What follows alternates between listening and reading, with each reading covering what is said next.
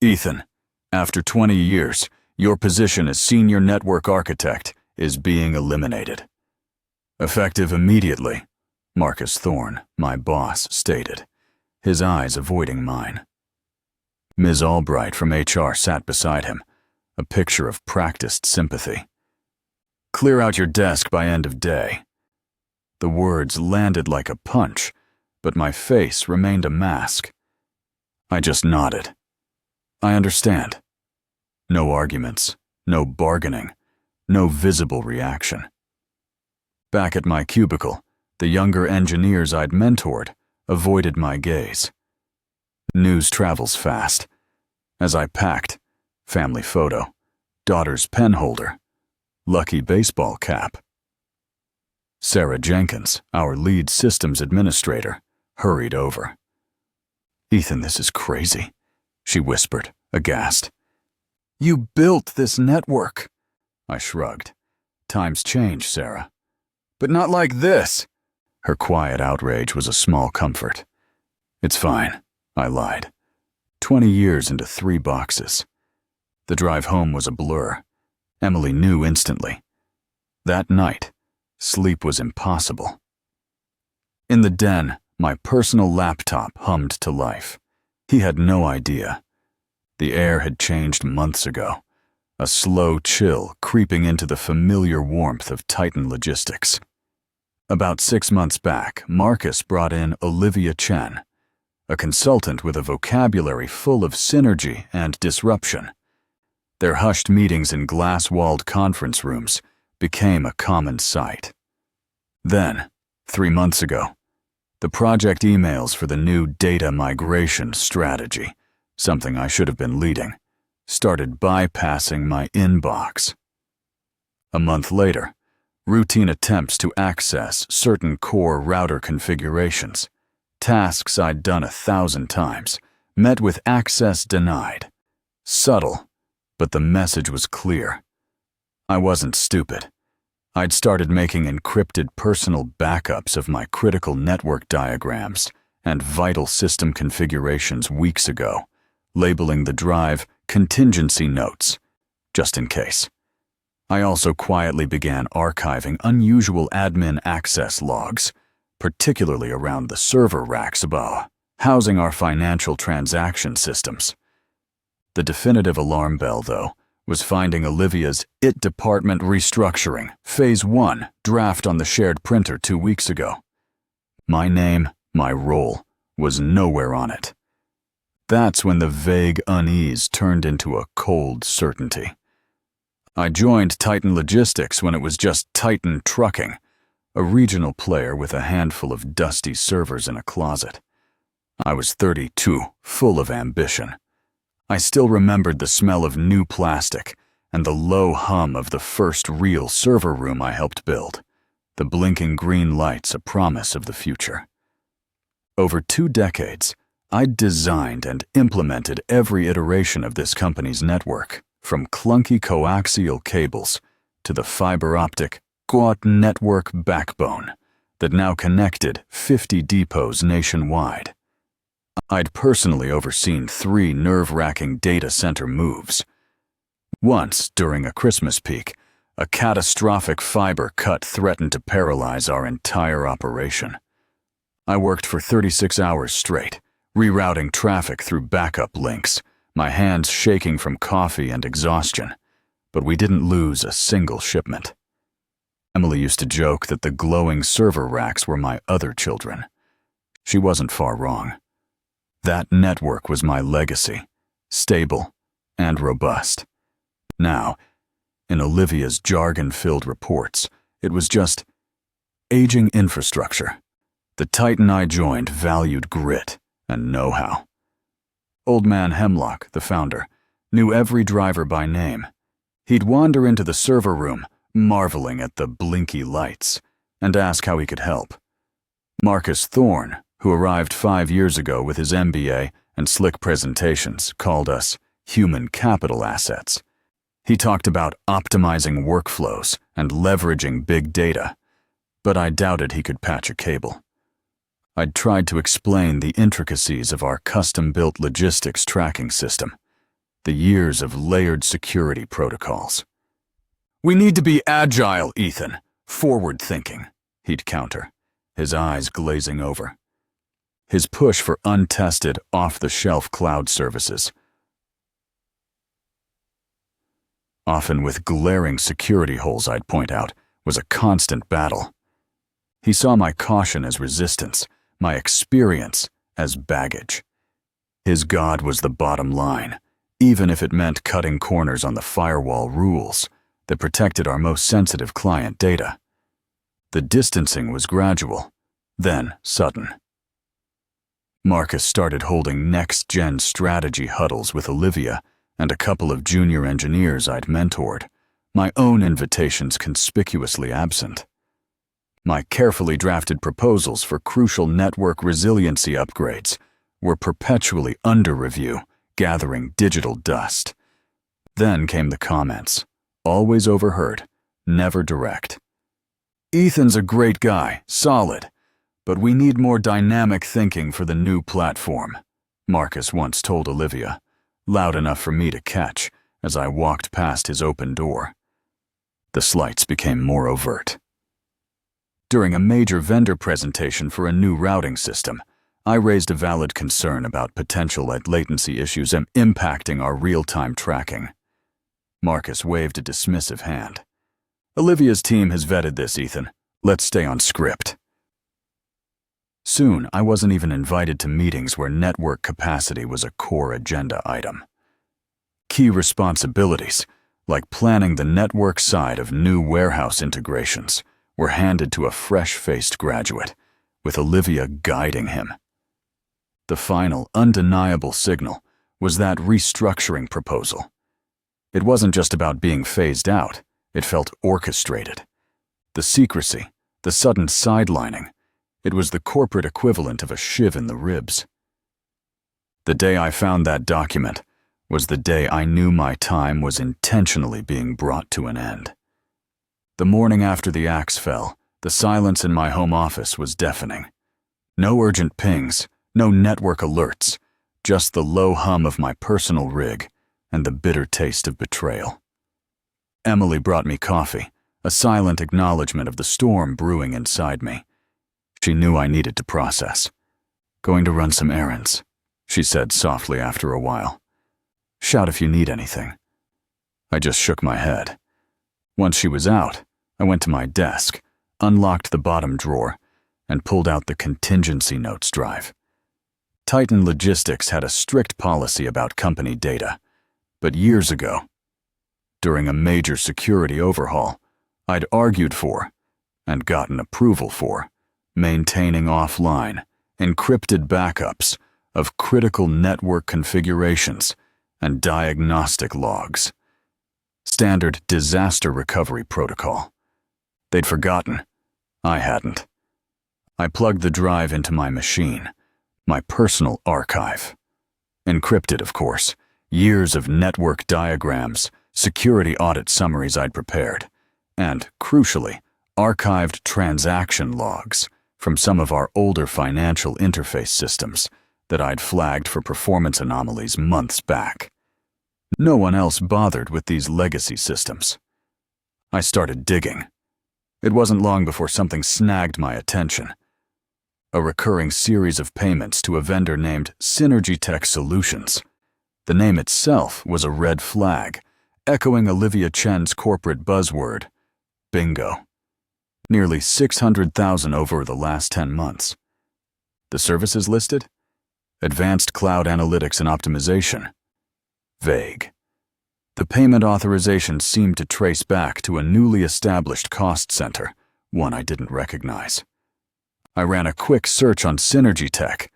Website looked slick, professional, but thin on actual details. Registered address? A mail drop service downtown. Alarm bells. I cross-referenced the payment dates with my archived network activity logs. Funny. No significant data transfers. No new API integrations. No cloud service provisioning that would justify those amounts from any of our known cloud providers around those dates. These weren't just inflated invoices. These smelled like phantom services. My stomach churned. The initial shock from yesterday was morphing. It wasn't just anger anymore. It was something colder, sharper. A forensic curiosity mixed with a burning need for not revenge. Not yet. Clarity. The pieces started to click. My outdated skills, my resistance to Marcus's half-baked streamlining initiatives, my constant questioning of Olivia's vague proposals, it all made sense. They weren't just modernizing. They were clearing the deck.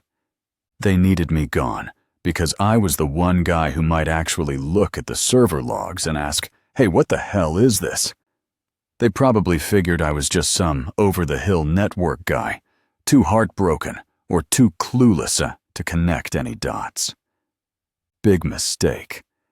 My first instinct was to call Sarah, maybe even blow the whistle to the board, but that felt impulsive, like a wounded animal lashing out. No, this needed precision. If they were this brazen, they'd have cover stories. I needed to see how they'd react to a little nudge. My strategy began to form. Don't accuse. Inquire. Let them reveal themselves. I drafted a carefully worded email, not from my personal account, but from a secure, anonymous one I'd used for penetration testing exercises years ago. Looked internal enough if you didn't scrutinize the headers too closely. I sent it directly to Marcus Thorne. Subject: Query: Unusual financial disbursements. Synergy Tech Solutions. The body was brief. Marcus, during a final review of some legacy system logs as part of my handover, which, as you know, was abruptly curtailed, I noticed some significant and recurring payments to Synergy Tech Solutions. The service descriptions are unclear, and I can't reconcile them with any active projects or network resource utilization. Requesting clarification to ensure no outstanding financial obligations were overlooked on my part. Vague enough to be deniable if I was wrong, specific enough to make him sweat if I was right. I hit send and leaned back, a knot in my gut. The silence in the room felt charged.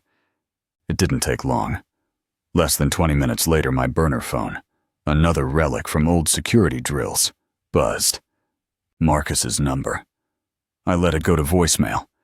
His message was clipped, strained. "Ethan, call me. Immediately, about your email." His voice was a little too high-pitched. Bingo. He was rattled. I didn't call back. Let him stew. An hour later, an email landed in my personal inbox. This one was from Ms. Albright in HR. Formal. Cold. "Mr. Miller, we are in receipt of concerning communications apparently originating from you regarding internal company financial matters.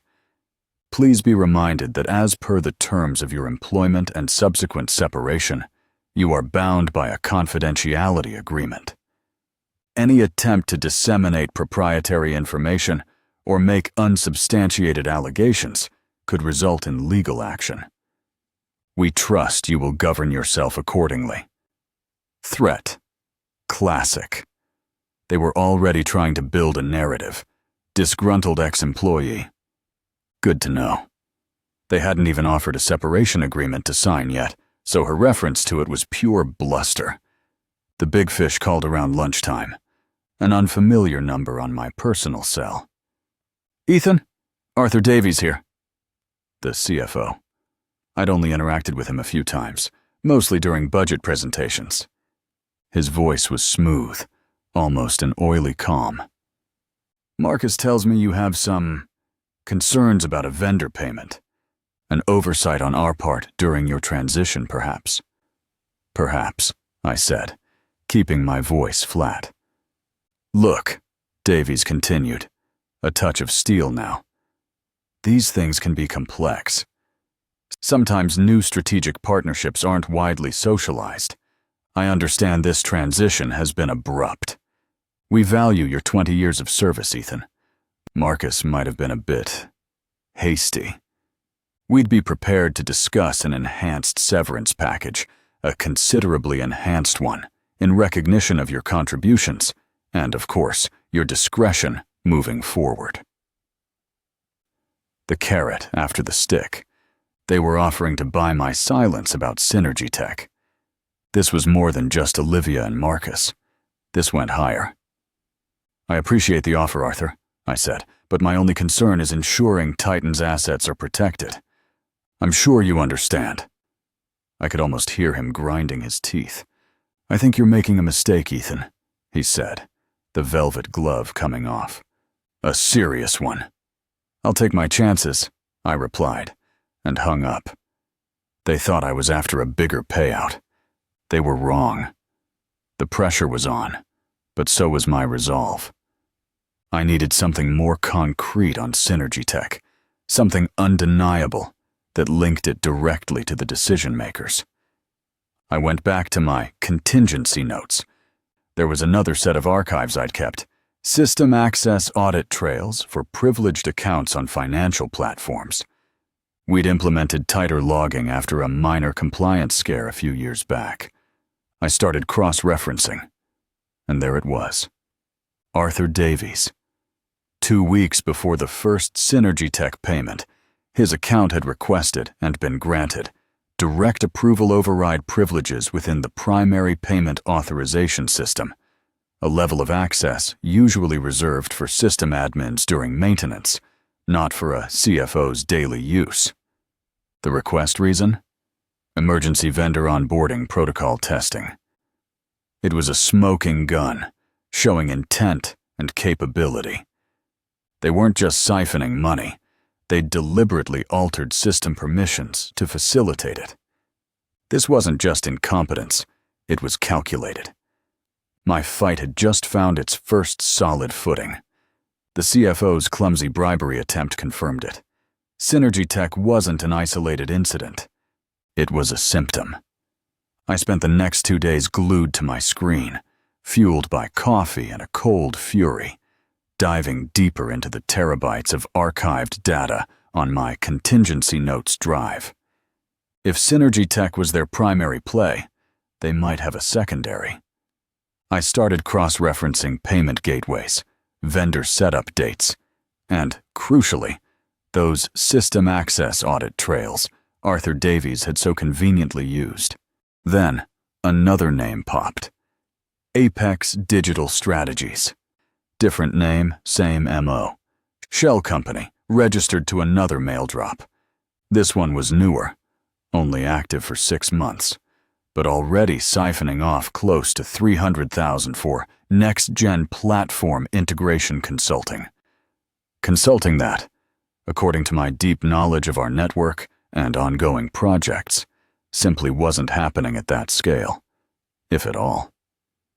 The approval for Apex flowed through a similar obscure cost center, but this time, some of the initial setup emails I found in a less guarded archive folder, carelessly not purged, showed Olivia Chen's digital fingerprints all over them, CCing Marcus. Marcus, it turned out, hadn't just looked the other way. He'd actively helped Olivia embed these bogus consultancy contracts into departmental budgets. His reward? A significantly healthier IT budget for his pet projects, while other departments faced cuts. Olivia wasn't just a consultant. She was a key architect of this secondary fraud, probably brought in to streamline the process of bleeding the company dry and to manage people like me who might notice. This wasn't just one scheme, not just one accomplice. This was a coordinated effort, far bigger than I initially suspected. My work used to be about packet flows and network uptime. Now it was about documenting a criminal conspiracy. With 2 distinct fraudulent operations identified, Synergy Tech, masterminded by Davies and Apex, facilitated by Olivia and Marcus, I began to systematically compile everything. I pulled the corporate registration details for both shell corporations.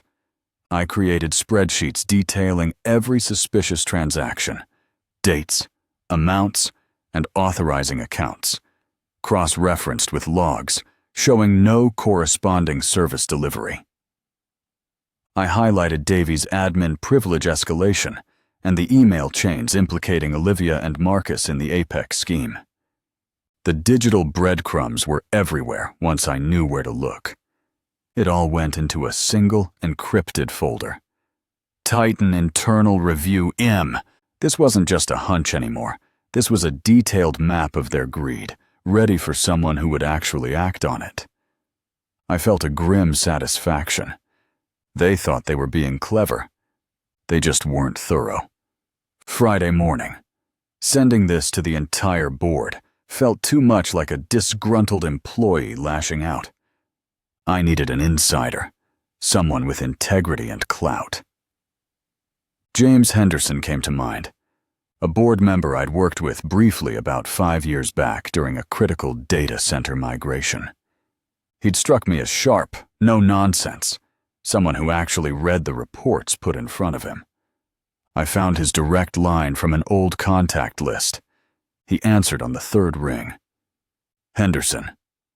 Mr. Henderson, it's Ethan Miller, formerly of Titan Logistics. A pause. Miller. Right. Heard you'd left. What can I do for you? His tone was neutral, cautious. I have some information, sir. Very sensitive, about significant financial irregularities at Titan. I believe it requires immediate board-level attention. Another pause, longer this time. I see, he said finally. Marcus and Davies have been looking like they swallowed wasps all week. The last board briefing was tense. Where can we meet? An hour later, we were on a park bench, miles from the Titan building. I handed him a plain manila envelope. A summary is printed inside, Mr. Henderson. The flash drive contains the full report, all the supporting evidence. He took it, his gaze steady on mine. Why come to me, Miller? Because you asked the hard questions during that migration project. You pushed back on cutting corners on security. He nodded slowly, a flicker of understanding in his eyes. He opened the envelope, scanned the first page of the summary. His eyebrows shot up. Apex Digital Strategies. Olivia Chen. He looked up. This is extensive and very well documented. He tapped the flash drive. I'm on the audit committee. We have a review meeting scheduled for Tuesday.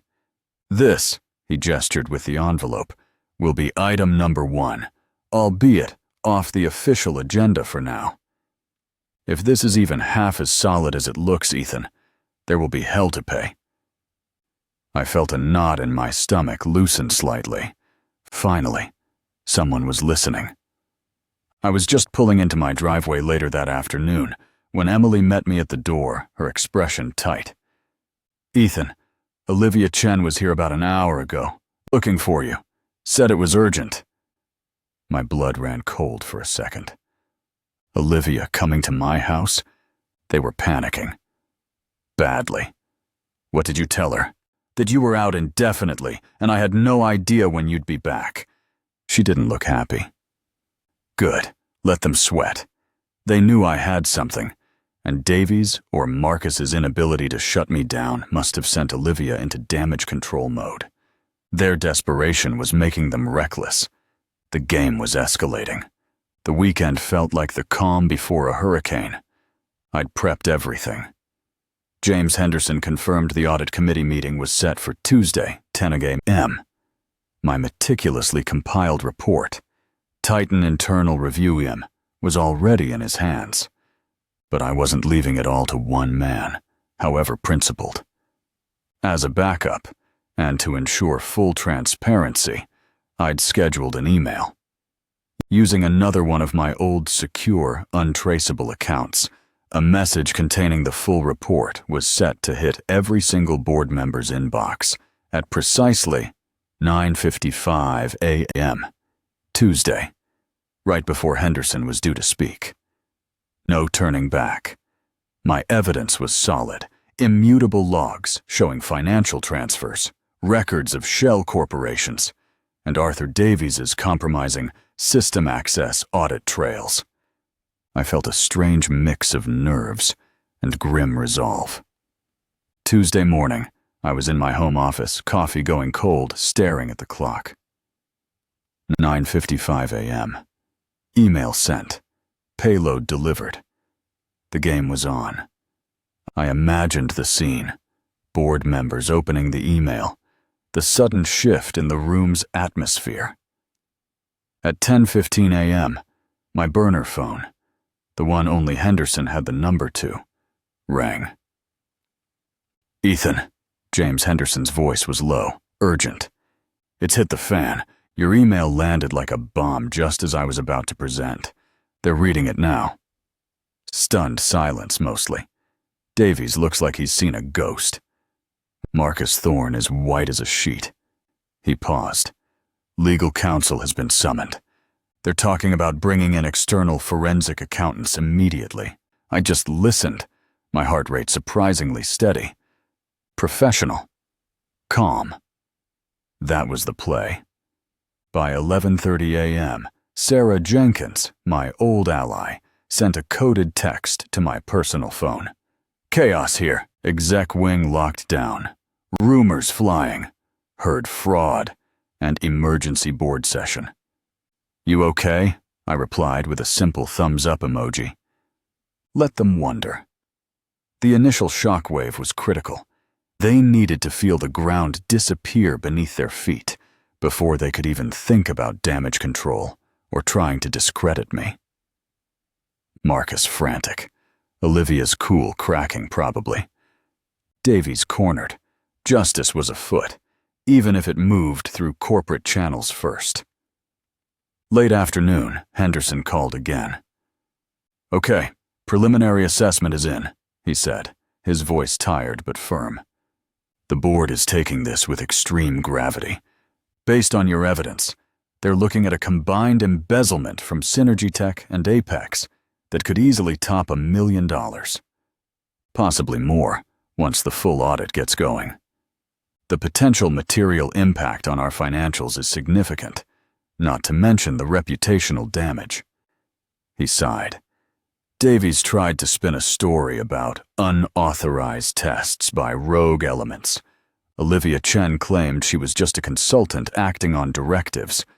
Marcus is apparently blaming everyone but himself. Nobody's buying it. Good. Their stories were weak, predictable. The truth had too much weight. Before the day was out, the first official actions were taken. Henderson confirmed it.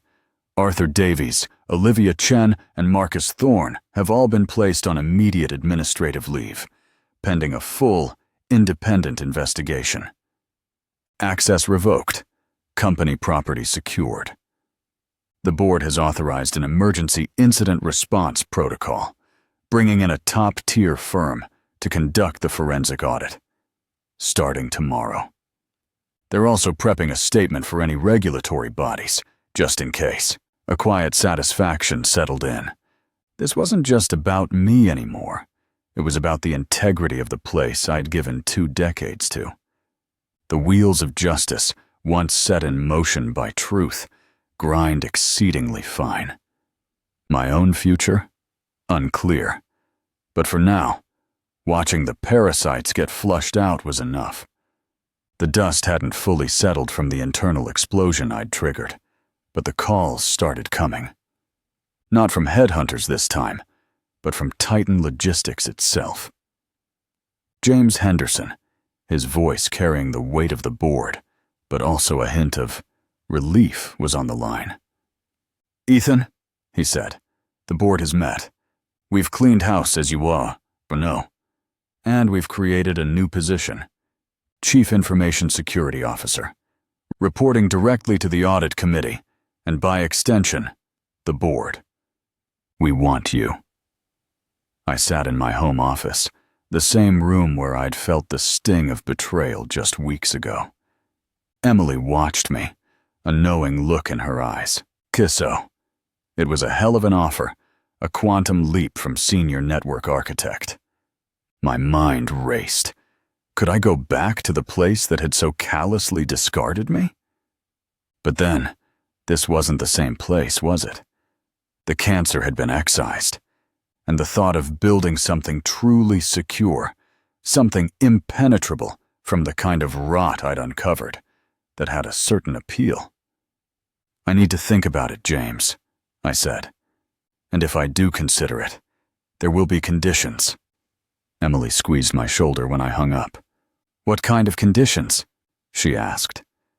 The kind that ensures this never, ever happens again, I replied.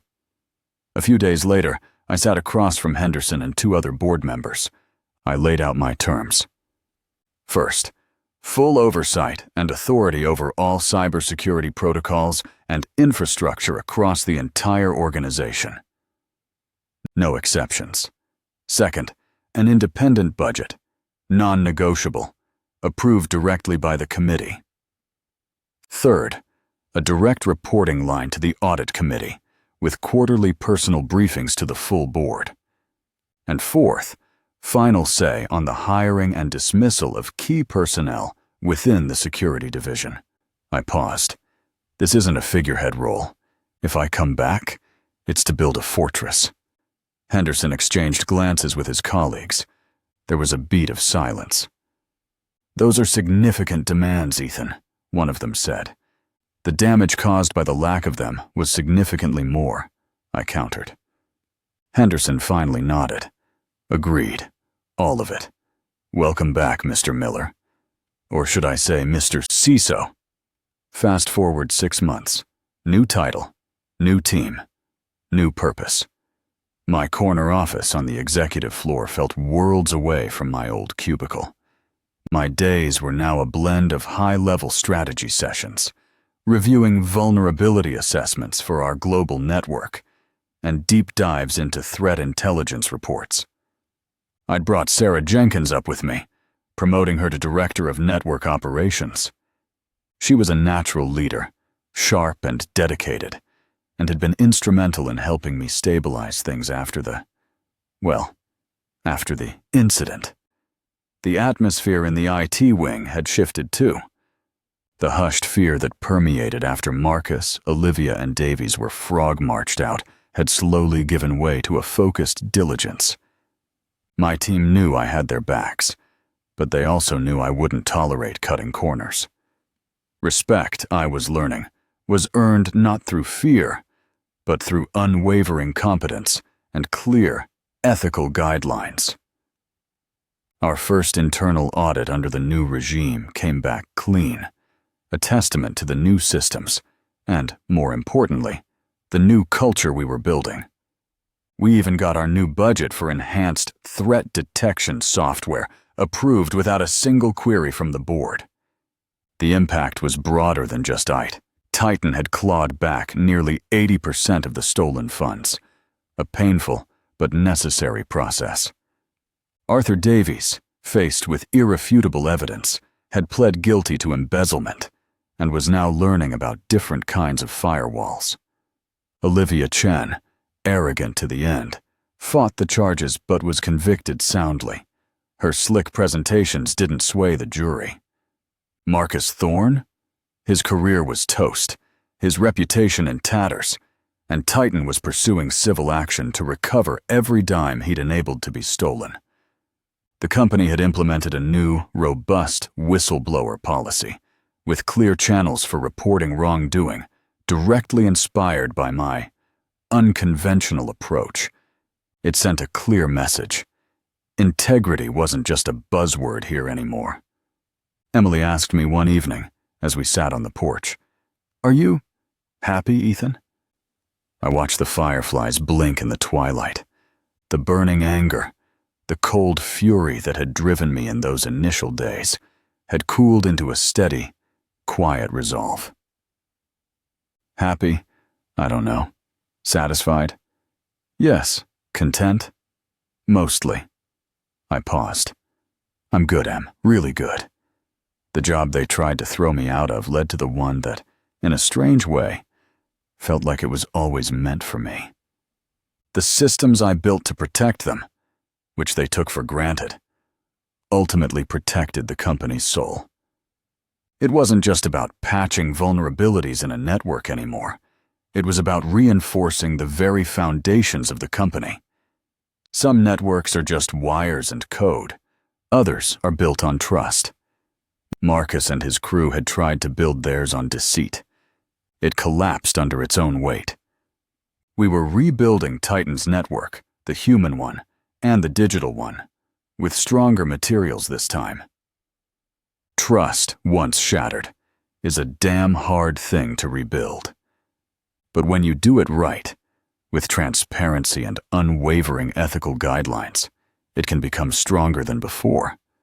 It's a slower build, requires more diligence, more data integrity checks, but it's the only way to ensure the lights stay on, for everyone. And this time, I was the one holding the master blueprint.